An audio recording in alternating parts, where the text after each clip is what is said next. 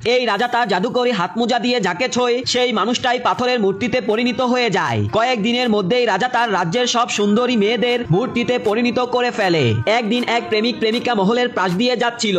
এতগুলো পাথরের মূর্তি দেখে তারা থমকে দাঁড়ায়, কারণ মূর্তিগুলো তাদের কাছে অদ্ভুতভাবে বাস্তব আর সুন্দর মনে হচ্ছিল।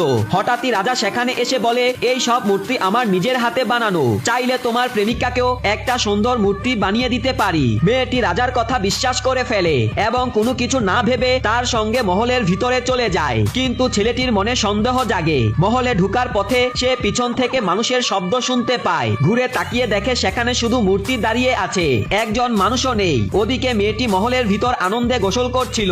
হঠাৎ সে পানির ভিতর এক মেয়ের ছায়া দেখে, যে তাকে বলে, তুমি এখান থেকে এখনই পালিয়ে যাও। কথাটা বলে ছায়া হঠাৎ অদৃশ্য হয়ে যায়। মহলে ঘোরাঘুরি করার সময় ছেলেটি খেয়াল করে যে একজন চাকর তাকে অনুসরণ করছে। সে চাকরটিকে ধরে জিজ্ঞেস করে, তুমি আমার পিছন পিছনে কেন আসছো? তখন চাকরটি বলে, যাকে তুমি রাজা ভাবছো সে আসলে রাজা নয়, সে একজন মিথ্যাবাদী। তার কাছে জাদুকরী হাত মোজা আছে, যা দিয়ে সে মানুষদেরকে মূর্তি বানিয়ে দেয়। চাকরটি আরো বলে, যদি আমার কথা বিশ্বাস না হয় তাহলে একবার মহলের পিছনের ঘরটাতে গিয়ে দেখো। পরদিন ছেলেটি মহলের পিছনের সেই ঘরে যায়। ঘরের ভিতর ঢুকতেই সে শত শত মূর্তি দেখতে পায়। এটি দেখে তার প্রেমিকার জন্য ভয় তৈরি হয়। সে তার সঙ্গীদেরকে নিয়ে তৎক্ষণাৎ মহলের দিকে ছুটে যায়। কিন্তু যখন তারা পৌঁছায় ততক্ষণে ছেলেটির প্রেমিকাকেও পাথরের মূর্তি বানিয়ে ফেলে। প্রেমিকাকে মূর্তির মতো দাঁড়িয়ে থাকতে দেখে ছেলেটি স্তব্ধ হয়ে যায়। তার চোখ দিয়ে অশ্রু ঝরতে থাকে।